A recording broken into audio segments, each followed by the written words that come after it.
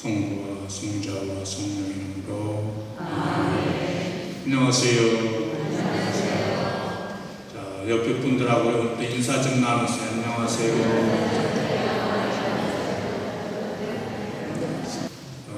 그리고 이제 오늘 강의를 해 주실 분은 박지연 요세피나 장로님인데 잘 아시다시피 요즘 설교부 주보에 두 번째 면인가 거기에 글을 싣고 있어요.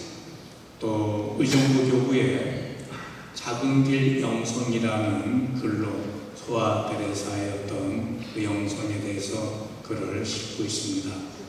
또 프란치스코 수도원 이런 데서 또 강의도 하시고 또 본당에 나가서도 특강도 하시고 바쁜 가운데 우리 또 그 분과장님이 섭외를 잘했어요. 가서 아유 좀 잘해줘. 그래서 우리 본당에 오게 됐습니다. 오시기 아주 힘든 우리 강사진입니다. 요세피나 자매입니다.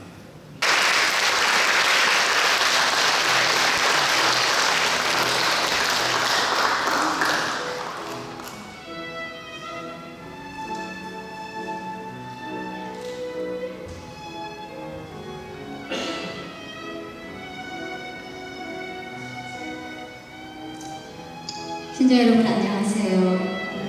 반갑습니다. 성당이 너무 예쁘고요. 신부님이 이렇게 홍보를 너무 근사하게 해주셔서 플래카드를 걸었다는 사진이 와서 제가 기함을 했어요. 우리 아이들한테 보여줬더니 엄마 교회예요.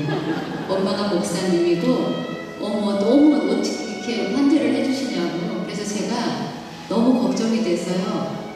다른 때보다 기도를 한 3배를 더 하는 것 같아요. 하나님이 도와주셔야지, 성부님이 전구해 주셔야지 이렇게 환대해 주셨는데 제가 뭐라도 하나라도 더 좋은 걸 드리고 갈 텐데 그렇게 이제 준비를 해보긴 했지만 항상 강의를 하고 나면 저는 준비를 많이 해요. 여기에 제 욕심이 가득 들었어요.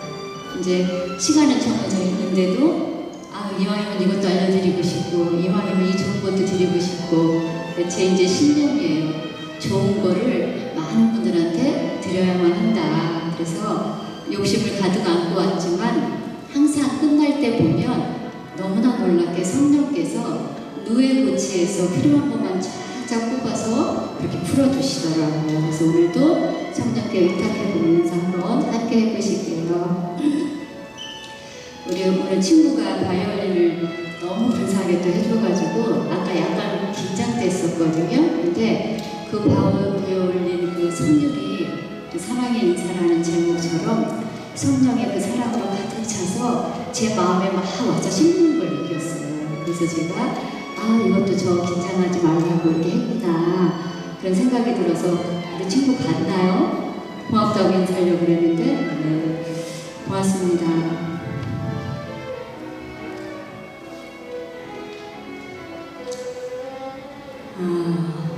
요즘 많이 살기들 힘드시죠?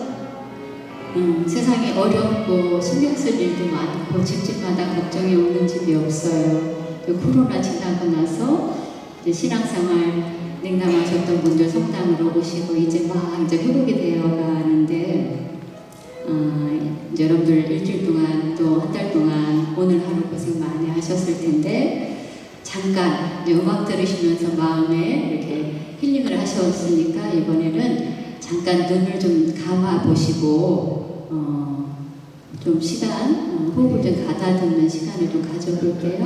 눈을 편안하게 감아 주시기 바랍니다. 네, 눈을 감으시고요.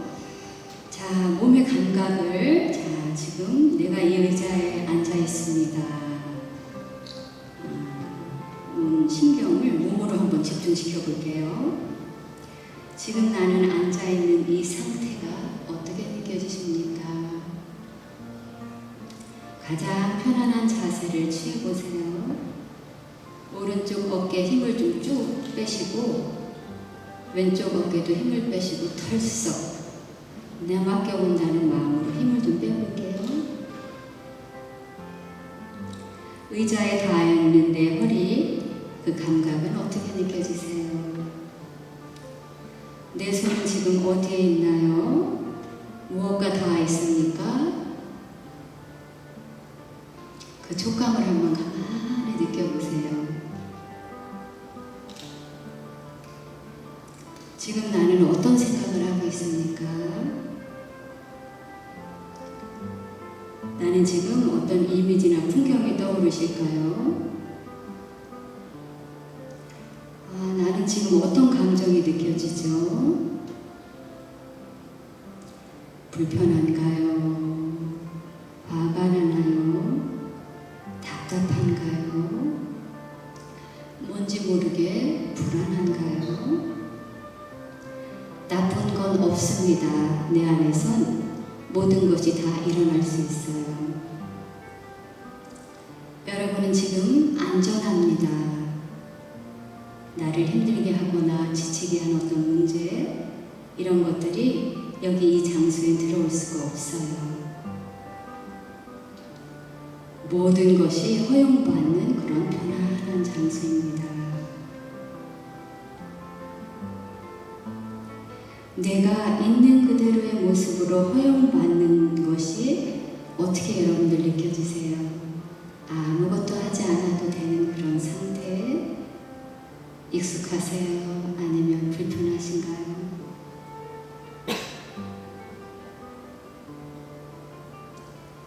자, 나의 모든 것을 허용해 주시는 하느님께서 지금 내 앞에서 나를 바라보고 계시다고 한번 상상해 보실게요.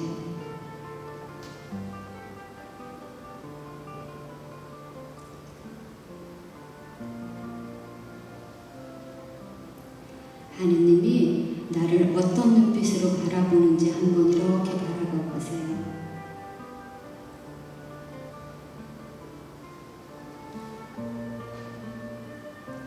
하느님께서 그 따스한 눈빛으로 여러분에게 지금 뭐라고 말씀하시는 것 같아요?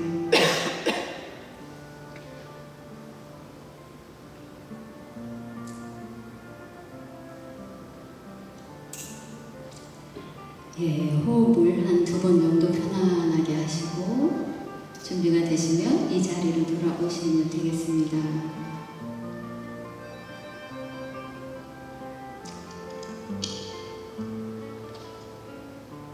눈을 뜨셔도 돼요.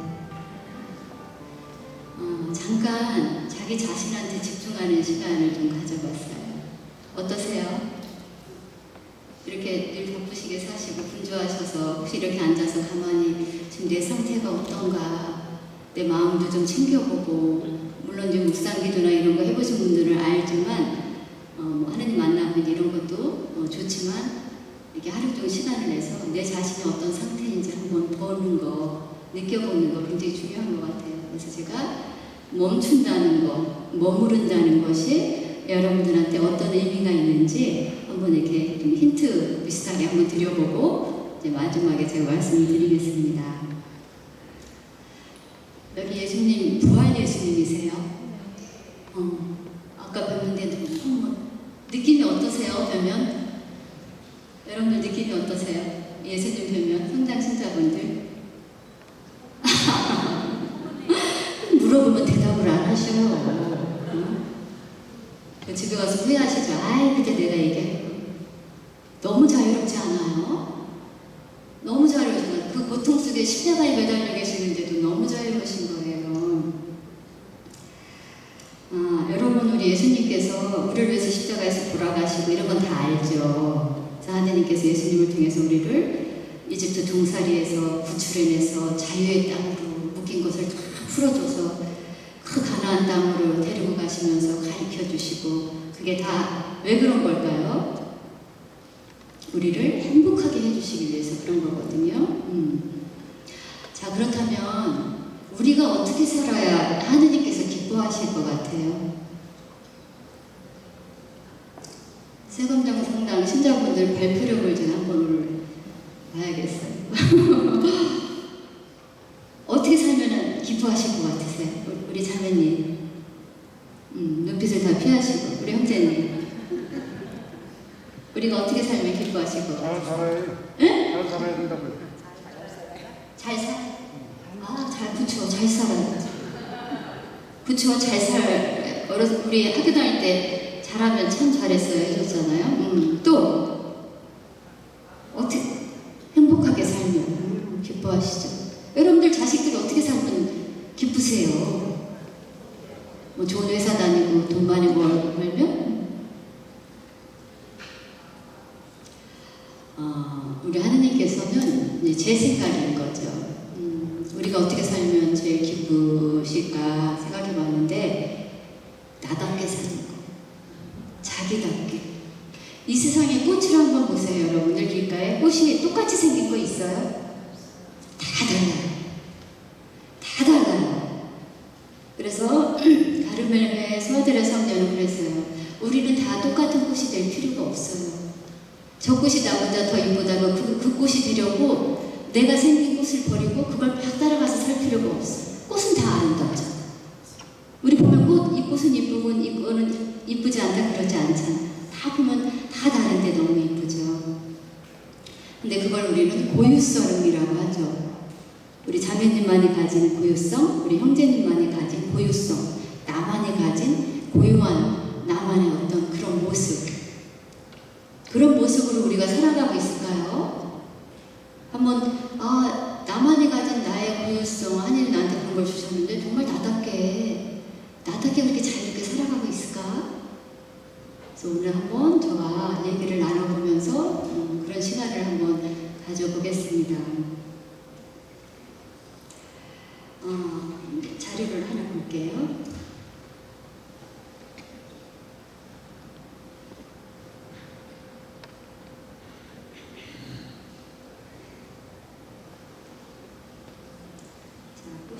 꽃인데요.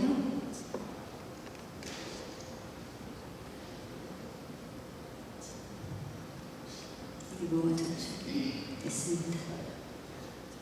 자, 이게 무슨 꽃인지 아세요?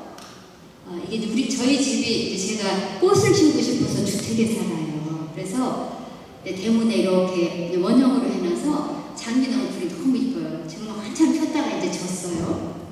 근데 이 앞에 이렇게 있는데 여기 이렇게 이걸 제가 검은색으로 되겠구나. 여기 이렇게 올라가는 이게 나팔꽃이에요. 여기 하단에.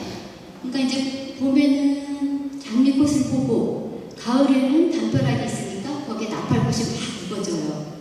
그때도 두 개를 보는 재미로 키우죠. 근데 이제 장미가 이제 졌는데 나팔꽃 나무가 어디서 살짝 나와서 여기 이제 싹이 튼 거예요. 그래서 제가 나팔꽃이 자라면 얼마나 잘하겠어. 놔뒀어요. 그리고 장미꽃이 지면 나팔꽃도 같이 어우러지면 너무 좋겠다. 내버려 두는 거예요. 그랬는데 이게 막 이렇게 막 번져서 피더니 장미 거기 넝풀 있는 데를 다 덮어버렸어요. 저도 모르는 사이에.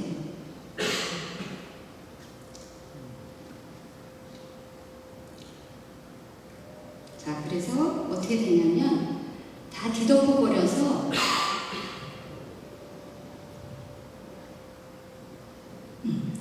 이게 이제 나팔꽃이거든요. 안에 이게 나팔꽃잎이에요. 요 속에 보이는 이 줄기가 있는 게 장미나무예요. 근데 갑자기 지나가는 할머니가 보더니 어머 저거 장미나무인데 나팔꽃이 다 휘감아가지고 저러면 장미나무가 숨을 모셔서 죽어 이러는 거예요. 근데 제가 정신이 번쩍 났어요. 숨을 모셔서 죽는다는 거예요. 그래서 얼른 제가 다 뜯어냈거든요. 그랬더니 정말 몇 개 가지는 숨을 모셔서 정말 죽을랑 말랑 그렇게 돼서 제가 너무 놀란 거예요. 저는 꽃이 졌으니까 상관없다고 생각했던 거예요. 자, 이 그림을 한번 보세요. 이것도 마찬가지.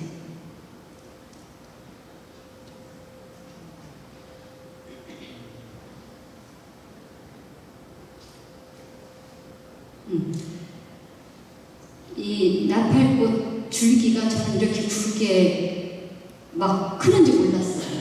뿌리도 막 깊게 내리고 그래서 다 장악해버려서 자 우리가 자기소개할 때 저는 신부님 박지연 요세피나입니다. 저도 나서 박지연 요세피나라고 얘기해요. 그 제 고유한 이름이죠. 자 근데 이 사진으로 봤을 때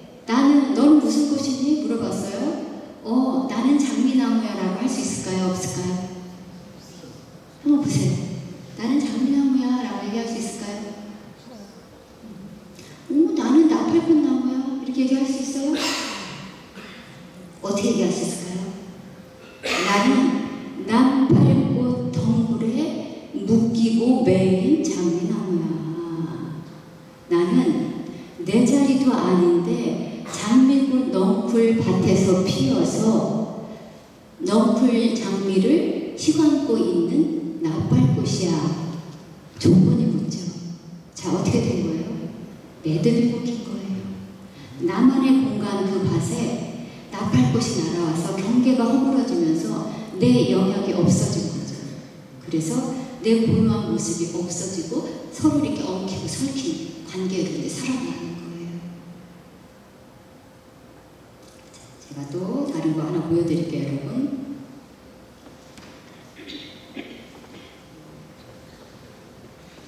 이게 파워포인트가 아니라서 좀 더디네요. 자, 어떠세요? 딱 보는 순간 느낌을 한번 얘기해 봐 주실래요? 어떠세요? 응? 느낌이 딱 어때요? 첫 느낌이 답답하지 않아요? 답답하고 뭔가 막 묶여 있는 것 같고 이 소나무가 이 뭐죠? 대나무가 남의 밭에 와서 막 휘감고 있는 거예요. 그러니까 어떤 분들은 이걸 보니까 막 이걸 뜯어내서 없애주고 싶은 그런 생각이 든다.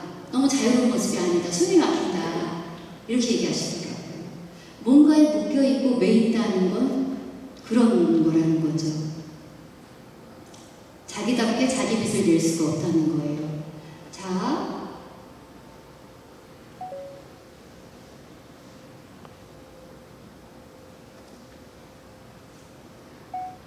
이게 원래 장미나무예요. 이제 저희 집인데 대본에 이렇게 꽃이. 근데 이것만 봐서 나는 장미나무야. 색깔 너무 예쁘다. 나만의 고유한 빨간 색깔 뽐내고 있어요. 너무 장미나무답죠. 네.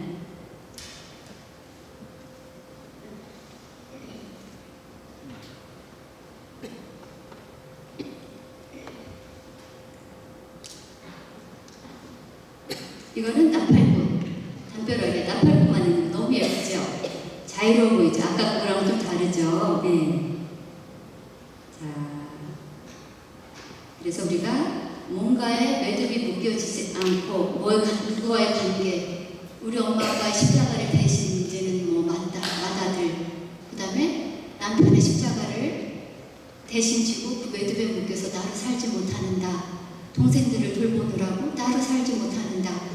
회사에서 얽매여서 동료들, 윗사람들 신경 쓰느라고 나를 살지 못하는다. 그래서 이렇게 매듭이 묶이면 이렇게 행복하지 않고 자유롭지 않다라는 거예요. 자, 자기답게 각자 자기 그 자리에서 이건 좀 어때요? 보니까 예쁘죠? 쭉쭉 다 자기 그 색깔을 내면서 올라가고 있어요. 그래서 한데 이렇게 고요한 모습이 한데 이렇게 모이니까 한 사람 한 사람의 고유성이 모이니까 어떻게 돼요? 비로소 다양성이 생기는 거예요. 우리 프란시스코 교황님이 자주 얘기하는 게 연대성이잖아요.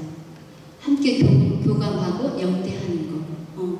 그래서 우리는 같이 그런 존재로서 서로 도와주고 기도해 주라고 하는데 굉장히 연대감이 있어 보이면서도 자기만의 그 색깔을 잃어버리지 않고 밝게 빛나고 있다는 거예요. 그래서 하나님께서는 저희가 한 분 한 분 옷도 다 다르게 입고 표정도 다 다르세요. 한 분 한 분의 그 고유한 색깔, 자기답게 매듭을 풀고 이렇게 자유롭게 살면 그분들이 이렇게 모여있는 이 공동체가 너무 아름답고 너희들 진짜 이쁘다, 꽃처럼 이쁘다 이렇게 기뻐하실 것 같습니다.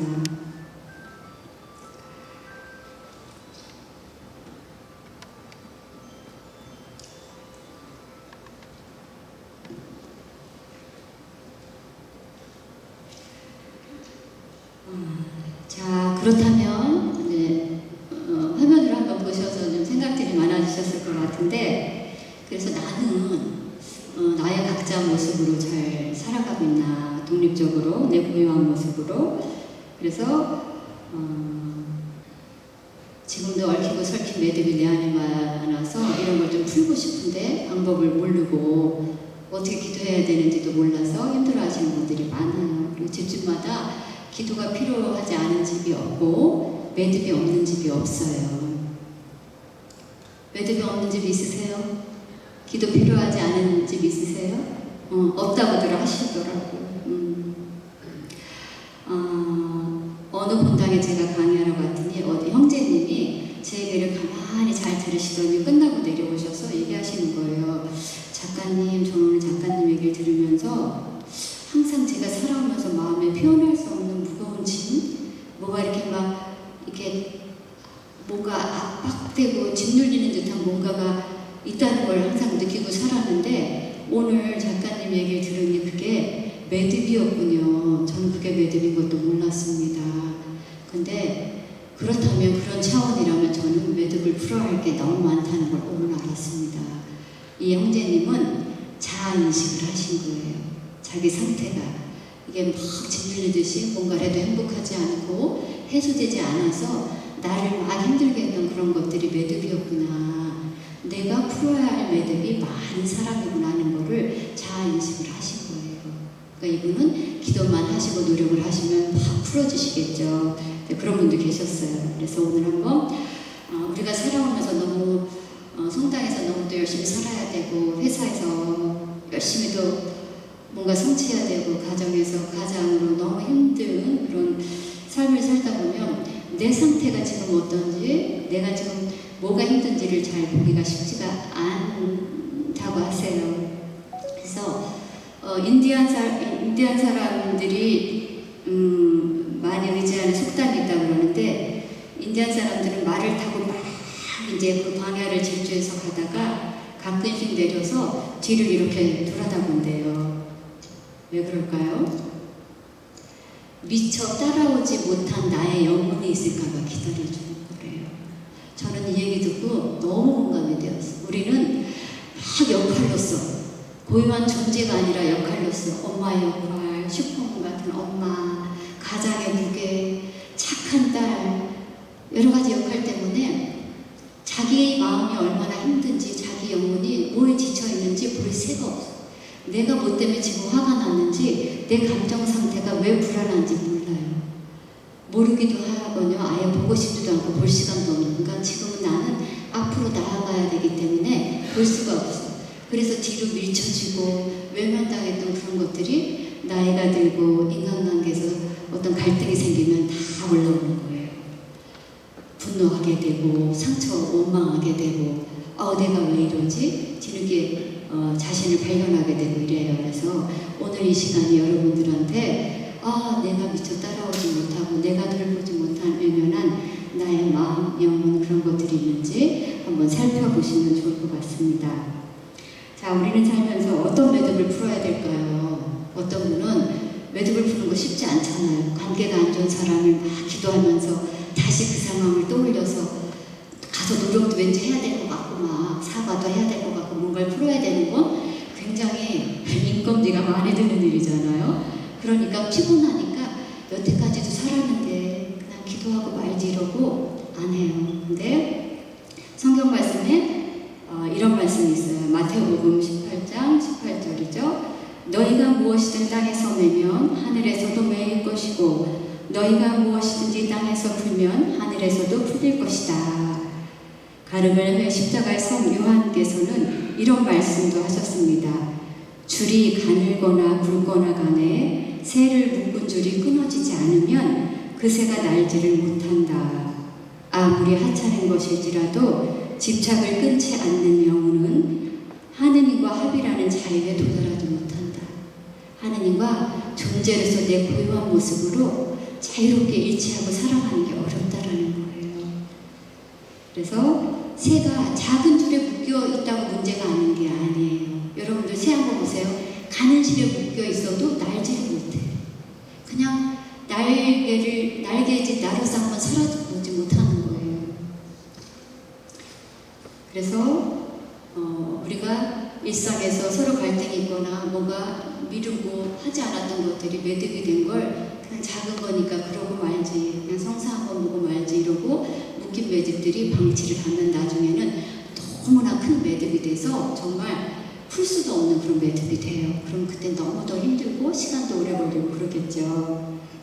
근데 주님께서는 매듭이 묶여있던 베드로 사도에게 그 매듭을 가서 풀으라고 이 말씀을 해주시면서 말씀하셨어요. 여러분들 그건 아시죠? 근데 아이러니하게도 죄송합니다.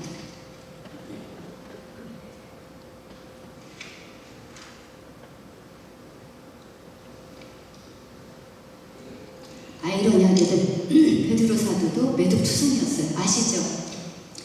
예수님을 하느님의 아들 막 이러면서 막 무슨 자기가 반장이나 되는 것처럼 막 성들도 너무 급하고 조급하고 막 하느님보다 앞서 예수님보다 앞서 나가면서 야단 맞고 막 얼마나 그랬어요. 근데 그렇게 환장당했던 우리 베드로 사도도 너무 나약해서 세상에 예수님을 3번이라고 말을 했어요. 한 번도 아니고. 그러고 나니까 얼마나 자기가 죄책감과 수치심에 가서 막 그물만 이렇게 만지면서 나가지도 못하고 그러고 있었잖아. 근데 예수님이 가셔서 괜찮다. 사람은 다 누구나 나약하니 내가 너의 매듭을 풀어줄 테니 너는 앞으로 너처럼 그렇게 매듭이 묶여있고 나약하고 그런 많은 사람들, 힘든 사람들의 매듭을 풀어주거라. 그래서 열쇠를 맡기신 거예요. 그러니까 누가 우리가 하나님의 사도로 선택되는 게 잘나거나 뭐가 성화가 됐거나 준비가 돼서 하는 건 아닌 것 같아요. 저도 이제 이따 얘기를 하겠지만 매듭투성이었어요. 트라우마 덩어리였어요. 저희 어렸을 때 불안한 그런 환경에서 자라서 그런데도 하나님께서는 그걸 직면하게 하시고 오랜 시간 기도하면서 그거를 풀게 해주시고 이렇게 조금이나마 여러분들한테 매듭을 풀고 이러는 걸 도움을 줄 수 있도록 이런 일을 하게 하시더라고요. 그래서 우리 모두는 다 하나님께 정화가 되면 도구가 되고 사도가 될 수 있는 것 같습니다. 제가 인생의 매듭을 풀기 시작한 건 20년 전으로 거슬러 올라가요. 저 역시 제 고요한 모습으로 살지를 못했습니다. 왜냐, 저희 친정아빠가 알코올 중독자였어요. 3살 때 친어머니가 돌아가셔서 그 슬픔으로 맨날 저는 태어났을 때부터 저희 아빠가 술을 드시면서 난 엄마도 없다, 엄마 묘도 잃어버렸다 그러면서 맨날 우셨어요.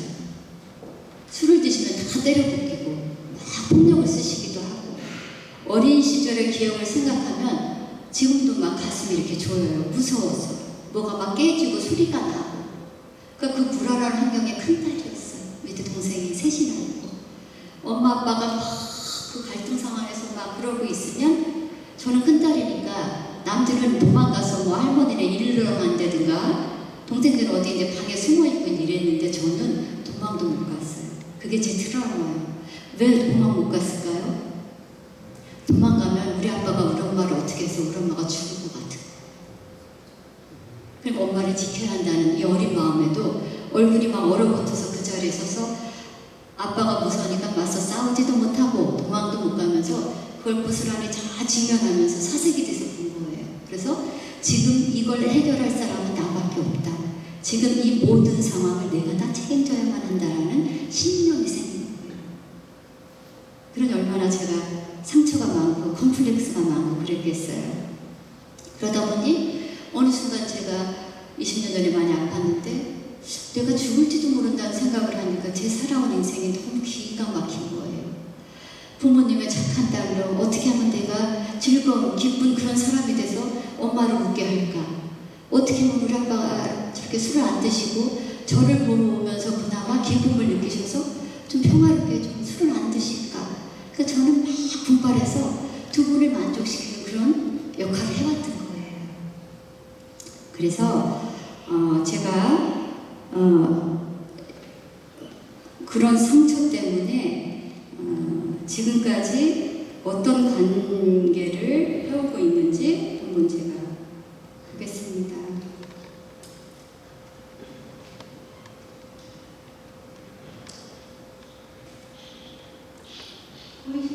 보이시나요? 제가 보면서도 네. 자, 이제 삼각형 관계로 저희가 표현을 해요. 자, 하느님, 예수님, 성령, 삼위일체 하느님, 그 삼각형 관계는 아시죠?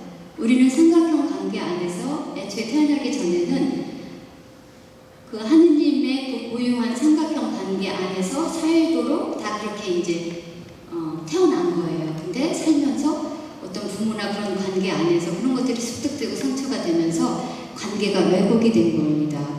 그래서 거기서 수많은 상처가 되고 거기서 답습되고 배운 그 관계를 가지고 나중에 커서까지 주변 사람들하고 관계를 하는 거예요. 그래서 내 관계들을 한번 그려보는 거 굉장히 중요합니다. 자, 술 먹는 아빠는 어땠을까요? 폭력적이고 무섭고 권위적이고 억압적이었어요. 늘 강요를 했어요. 공부 잘해야 된다. 왜? 알코올 중독자인 아빠는 밖에 나가면 저렇게 술만 먹고 남들이 잘 대우해주지 않으니까 딸이 이쁘고 똑똑하고 막 뭔가 공부를 잘하면 막 제 성적표를 막 자랑을 하고 이럴 정도로 그랬어요. 보상해 주시고 몇 등 안에 들면 상 주시고 시계 사주시고. 그러니까 항상 저는 우리 아빠를 만족시키기 위해서 항상 인정받으려고 애쓰고 항상 그러면서도 정서적으로 아빠한테 힘들 때마다 보호받고 싶고 사랑받고 싶은 그런 정서적인 욕구 이런 거 애착 경험은 다 결핍이 된 거죠. 그래서 아빠가 저희 가족 모두를 너무 통제하셨어요. 이렇게 순하게 주시고 이거 해야 된다.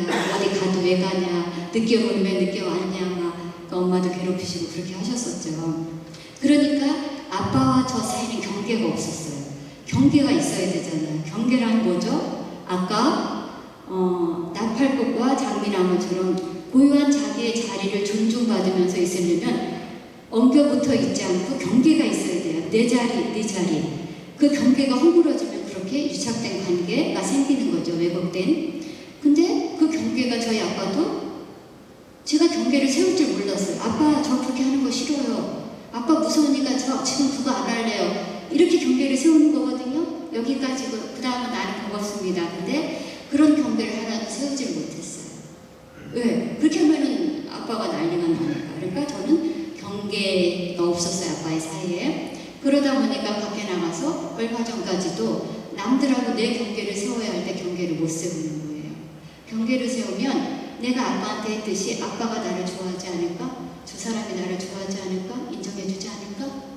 그럼 나는 외톨이가 될까? 그러니까 두려우니까 경계를 세우지 못하는 거죠. 그리고 엄마와 저의 관계는 상호 의존. 우리 둘이는 동맹관계를 맺어서 아빠랑 싸워야만 했어요. 저는 엄마를 보호하고 엄마는 저를 보호하고. 그러다 보니까 저희 엄마는 저의 모든 학교 갔다 오면 저의 얘기를 다 들어주시면서 최고의 경청자로 저를 지금까지 키우신 거예요. 저는 이게 지금도 트라우마 상담도 제가 하고 많은 사람들을 만나지만 우리 엄마처럼 상담사들이 그렇게 잘 경청해 주시고 너가 진짜 대단하다. 너니까 이렇게 한 거야. 이런 존중감을 주는 분을 만나지 못했어요. 그러니까 제가 아빠 때문에 상처를 받고 억압을 받아서 눈치를 보고 이럴 수 있는데 엄마의 그 전폭적인 허용하는 그런 그 에너지를 받고 자라서 그래도 제가 이렇게 좀 자신감 있게 뭣도 좀 하고 그랬던 것 같아요. 자, 근데 우리 엄마랑 저의 사이에서 어떤 게 이제 저한테 이제 걸림돌이 됐냐면 과도한 연민. 우리 엄마가 너무 불쌍한 거예요. 저도 학교 갔다 오거나 집 앞에서 불안하거나 뭔가 막 해결해야 될 일이고 학교에서 아이들이 막 괴롭혀서 집에 와서 엄마 힘들어 얘기해야 되는데 우리 엄마 나보다 더 힘든 거예요. 아빠 때문에 시달리고 맨날 바쁘고 그러니까 얘기를 못한 거예요. 내가 느꼈던 어렸을 때 느끼기 어려운 그런 감정들을 부모님이나 어떤 허용해주는 사람한테 이렇게 내가 지금 마음이 억울해요. 그럼 부모가 너 억울했구나. 너 얼마나 힘들었냐 하면서 같이 감정을 공유해주고 충족을 시켜주면 안정적인 애착 관계를 형성하게 되는데 그렇지 않고 저같이 얘기를 해도 소용없어. 오히려 엄마의 감정이 어떤지 살피면서 엄마의 감정을 더 먼저 생각을 해야 되니까 그게 저한테는 평생의 트라우마로 자리 잡은 거예요. 트라우마가 별게 아니에요, 여러분. 애착 트라우마라고 하는 건 뭐냐면 어렸을 때 그 아이 또래에서 감정을 감당하기 버거운 그 감정을 엄마나 아빠한테 든든한 보호자한테 같이 공유하면서 그걸 해소하고 아 이게 슬픈 감정이구나 이런 감정도 괜찮구나 하면서 배워야 되는데 그럴 수 없는 환경이기 때문에 상의도 못하고 혼자 감당한 게 트라우마예요.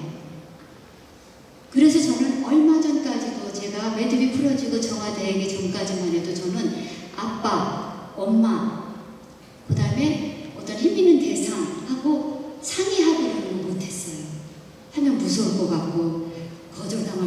불안해서 어려서부터 그렇게 이렇게 일상에서 그렇게 해본 경험이 없는 거예요. 그래서 그것이 왜 트라우마가 돼서 우리한테 영적으로도 걸림돌이 되느냐, 하느님께도 상의하거나 여쭙거나 가까이 다가가서 친밀하게 공유하는 게 어려운 겁니다. 그래서 이 관계가 굉장히 어렸을 때 어떤 관계를 형성해 왔냐가 굉장히 중요하더라고요. 조금만 더 보겠습니다. 지금 제 말 속도 어떠세요? 괜찮아요. 빨리지 않아요. 지금 여기 준비한 건 투성인데 지금 얼마 해지도 않았거든요. 그래서 지금 이 안에서는 막 마음이 급해지는데 뭐 어떻게 되는 대로 해봐야 될 것 같아요. 그리고 엄마한테는 경청해 주셔서 제 존중감, 너 진짜 대단해. 너는 내가 못했던 걸 어떻게 그렇게 하냐? 그래서 저는 막 그렇게 자랐어요. 근데 아빠랑 엄마랑 갈등이 생기면 엄마를 대변하는 대변자, 엄마의 위로자, 엄마의 보호자 역할을 하는 거예요. 둘이 막 갈등이 되면 여기 나라는 이렇게 삼각형 있잖아요. 이럴 때 밖으로 막 도망가서 누군가한테 일르러 가는 거예요. 너무 그 광경을 보는 게 고통스러우니까 회피하는 거죠. 이런 사람들은 아웃사이더 기질이 많아요. 무슨 일이 있거나 관계가 있거나 공동체에서 어떤 일을 할 때 이런 상처가 있는 사람은 밖으로 도망가고 아웃사이더로 있는 걸 편안해해요. 근데 저는 어떻게 됐어요? 인사이드, 안으로 들어가서 엄마 아빠를 중재하고 해결하는 그런 역할을 하고 살아온 거죠. 자, 중재자, 해결자 역할 여러분들 있으시면 공감하실 거요. 모든 이 세상의 문제를 다 내가 해결해야 될 것만 같은 거 있죠. 내가 다 해결해야 되고 큰딸이요, 내가 다 책임져야 될 것 같은 거예요. 그래서 막 남들도 잘 도와주고 그거를 뭐라고 얘기해요? 오지랖이라고 하죠. 오지랖이 가장 큰 매듭이에요. 남의 경계 도와준답시고 푹푹 들어가고 막 참견하는 거예요. 내가 도와줄게, 도와달라고도 아는데 막 가서 해요. 저도 막 이기도 가르쳐주게, 매듭이 그렇게 많구나, 그럼 너 죽어, 그러면서 막 제가 처음에 그렇게 하고 있더라고요. 그래서 제가 묵상해서 하나님 제가 왜 그럴까요? 여쭤봤더니 제가 불안한 거예요. 그 사람이 우리 엄마 아빠의 그 관계 갈등 상황처럼 그런 상황에 대해서 뭔가 잘못될까봐 그런 상태로 확 돼버리는 거예요. 그래서 가서 해놓고 그 사람들이 제가 원하는 대로 안 하면 걔는 혼자 상처받고, 그런 그 사람들은 뭐라고 그러겠어요? 누가 그렇게 해달라고 그랬어? 자기가 좋아서 해놓고. 웃으시는 분들은 공감되시죠? 교회 공동체 안에도 그런 분들이 많아요. 저처럼 그런 분들이 많으시더라고요. 그래서 그 경계를 정확히 지키고 내가 해야 될 것만, 내 역할만 하면 해야 되는데 그런 관계 지키는 게 어려운 거예요. 그래서 저는 신앙생활도 이웃사랑도 자기만족으로 했다라는 게 이걸 보면서 제가 인식이 됐어요. 내가 맘 편해. 내 맘 편하자고 우리 남한테 선행을 베풀기도 하고 희생하기도 하더라고요. 내 맘 편하자고 나를 희생하는 거예요. 그건 하느님이 원해서 하는 게 아니기 때문에 자기 만족. 그러니까 그런 것도 잘 분별해서 자의식을 해야 하더라고요. 그래서 이런 관계, 그래서 여러분들 오늘 집에 가셔서 삼각형 관계 한번 그려보세요. 그려보고 우리 아빠는 이런 사람이라 내가 아빠 앞에 있으면 이런 상태가 됐지, 엄마 앞에 있으면 이런 상태가 됐고, 또 셋이 있을 때 내가 이런 상태가 됐구나 하는 자인식만 하셔도 여러분들 많은 매듭이 술술 풀립니다. 저는 주변에 우리 엄마 같은 사람 보면 그 사람이 고통스러운 거 못 보겠어요. 너무너무 힘들어요. 그래서 집에서 막 속마음에서 기도를 해줘야 되고 뭘 막 도와줘야 돼. 그건 뭐예요? 그래서 우리 엄마를 지키고 보호하고 뭔가를 해줘야 내가 마음이 편했기 때문인 거고, 우리 아빠처럼 좀 무섭고 강압적이고, 뭐 본당에서도 신부님이 그렇다거나 아니면 직장이나 어디서도 누가 그러면 딱 제가 이렇게 긴장이 되는 거예요. 옛날에 몰랐는데 자안식을 하면서 기도하면서 보면 무서운 아빠가 잘하나 못하나 보는 것 같고 왠지 통제하는 것 같고 이 사람 앞에서는 실수를 하면 안 될 것 같은 그 어린아이 상태가 돼서 똑같이 그 트라우마를 재현하는 거구나. 그래, 그럼 한 발 뒤로 거리를 딱 두면서 호흡을 하면서 이분은 우리 아빠가 아니지, 그래 내가 할 수 있는 것만 하면 되지, 이렇게 하게 되더라고요.